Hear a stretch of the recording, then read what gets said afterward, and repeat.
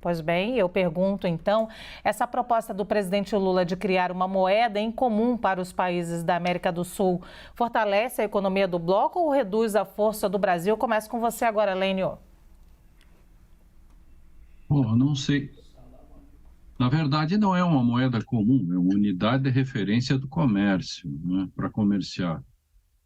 Isso sempre é útil porque você tem uma maior possibilidade de tratar dos equilíbrios das balanças entre os países e os produtos que são nas relações, por exemplo, Brasil-Argentina, e você consegue manter, mesmo nas crises como a Argentina está passando agora, ou a Venezuela, com essa unidade, me parece que fica melhor para fazer as relações comerciais entre os países, né?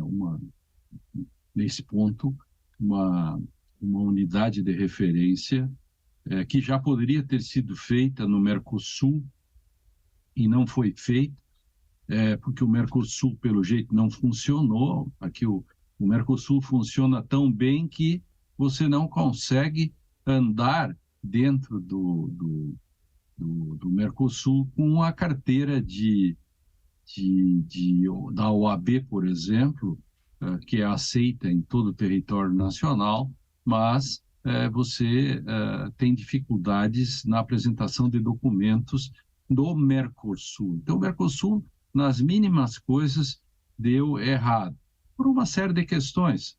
O Brasil chegou a fazer críticas fortes, né, no próprio governo Bolsonaro, enfim, e penso que essa ideia de fazer uma unidade para comércio parece bem-vinda, né? Deixando que cada país mantenha sua moeda, obviamente, claro. Muito bem, Marina. Bom, Lu, eu diria que é o verdadeiro abraço dos afogados, essa expressão. Eu vejo isso com muito, assim, poderia ser muito ruim para o nosso país. Lembrando o que é uma moeda, né? A moeda, antes de tudo, é um papel ali em que você confia ou não, né, na credibilidade do seu emissor. Então, eu pergunto aqui, alguém aqui confia na credibilidade de uma moeda emitida pela Venezuela? Alguém aqui hoje confia na credibilidade da moeda emitida pela Argentina, em que a gente vê aí níveis de inflação de 100%?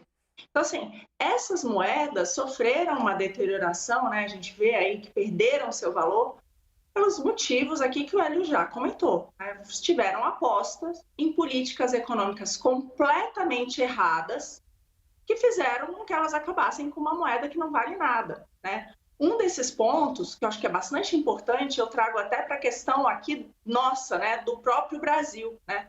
A nossa moeda, ela vale ou não, também é determinado pela inflação, pela credibilidade que você tem do Banco Central. A gente está falando que em vários desses países não existe essa credibilidade.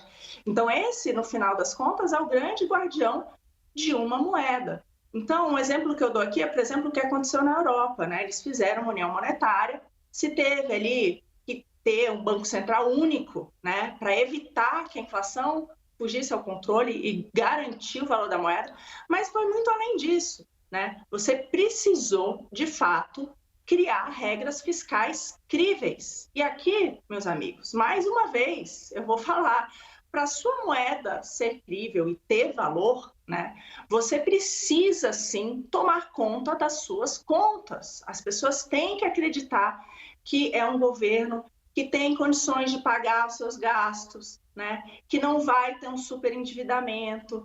Então, isso já não é uma realidade para o Brasil, que já tem uma posição fiscal frágil. E é pior ainda... Mas então, dê a diferença para nós. Lênio, só um minutinho. Eu estou entendendo, mas eu quero saber... Você diz assim, a moeda Venezuela, diga para nós então, que você que é economista, a diferença entre uma unidade e a moeda estrito sensu, para ficar mais claro. Não, mas Mas o quê? Deixa a Marina. Então, isso tudo passa, todos os países eles precisam ter a credibilidade da emissão. Ela passa credibilidade de que suas contas estão sob controle, uma credibilidade de que não vai ter uma inflação galopante, ou seja, que você tem um Banco Central independente. Então, eu vejo com os olhos, sim, ter qualquer tratativa nessa direção, Lu.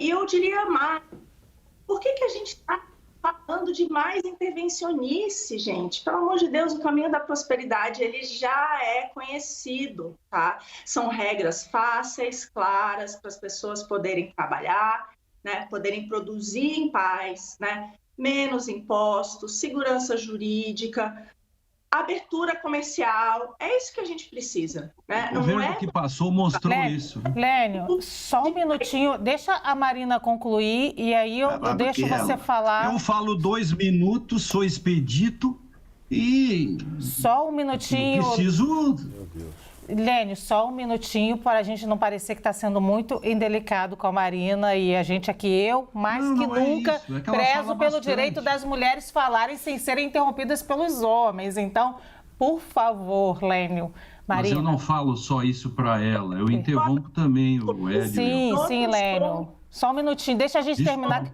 eu já volto para você, só um minutinho.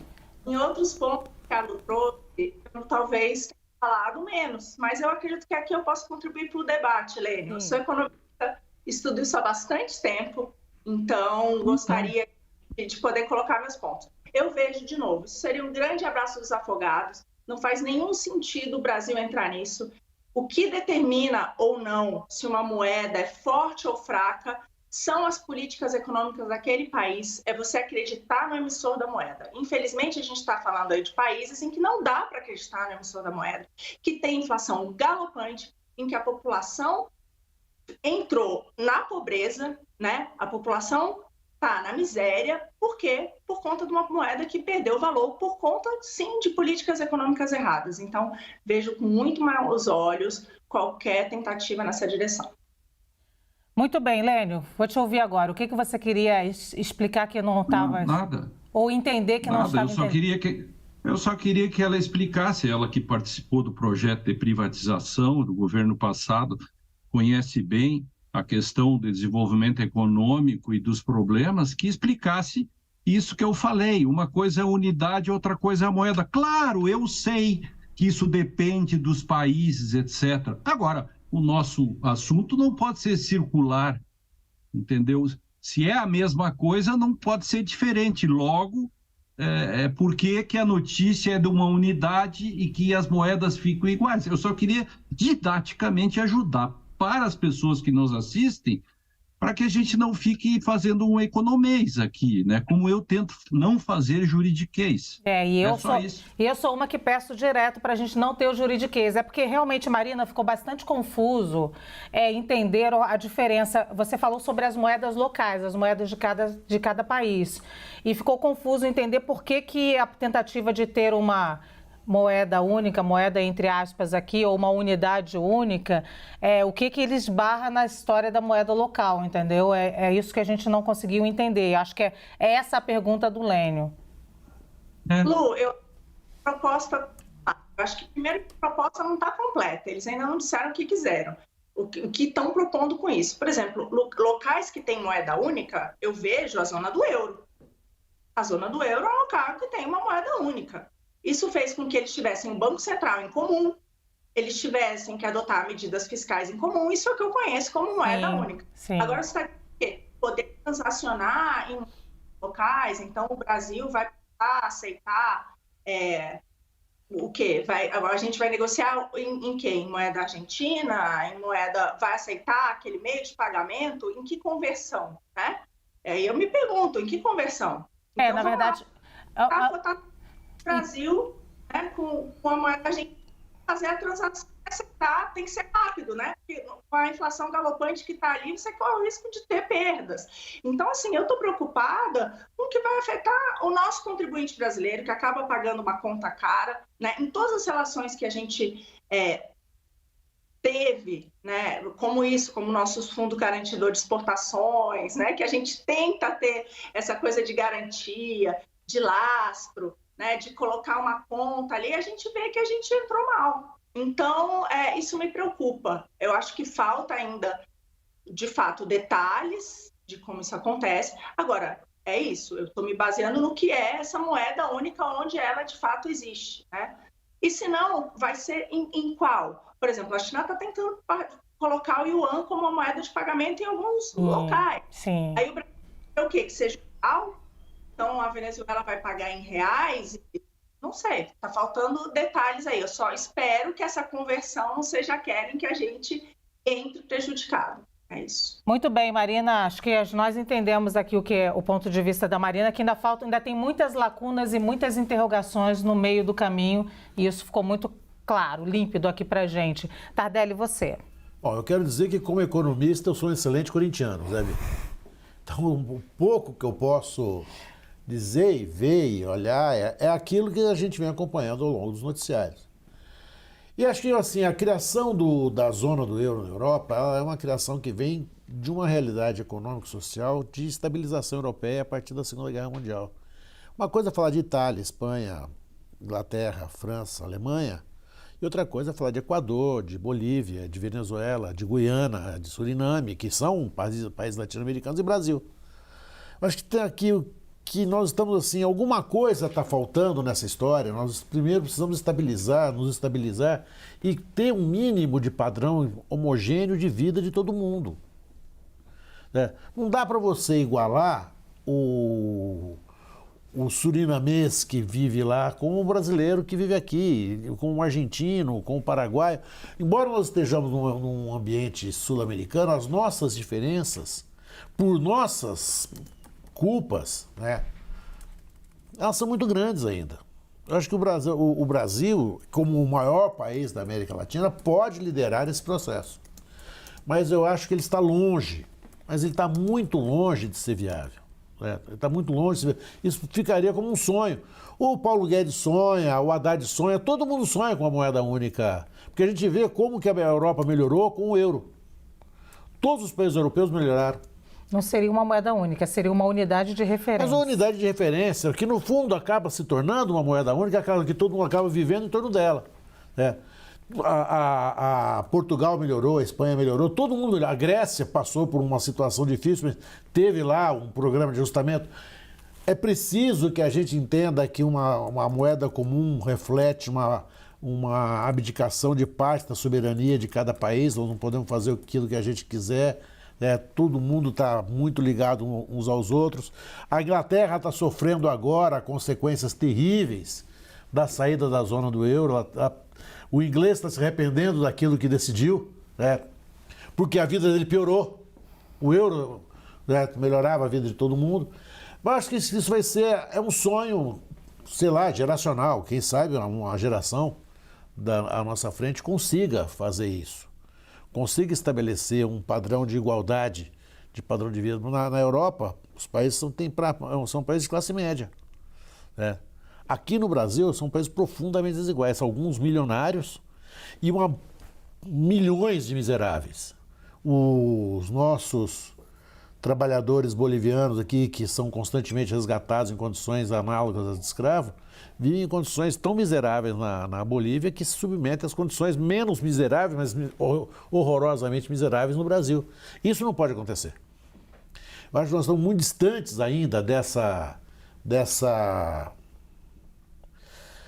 É um sonho, que todo mundo partilha.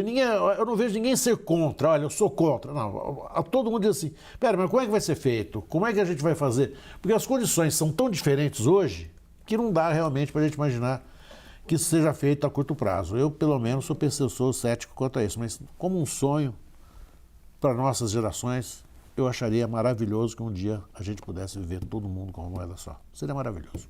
Hélio, estou depositando todas as minhas expectativas em você para tentar entender essa unidade de referência. Vou fazer o meu melhor, Luciana. Vou fazer o meu melhor. Eu acho que a Marina explicou bem, dado que a gente tem muito pouca informação e que esse governo, quando anuncia de uma forma extremamente confusa. Que tem o que o Lênio estava falando, fala-se sobre unidade de conta, mas também se fala sobre moeda comum. Então, como é que você pode explicar essas duas coisas em separado? Vamos começar com a unidade de conta, que também não está claro qual é o mecanismo que eles querem fazer.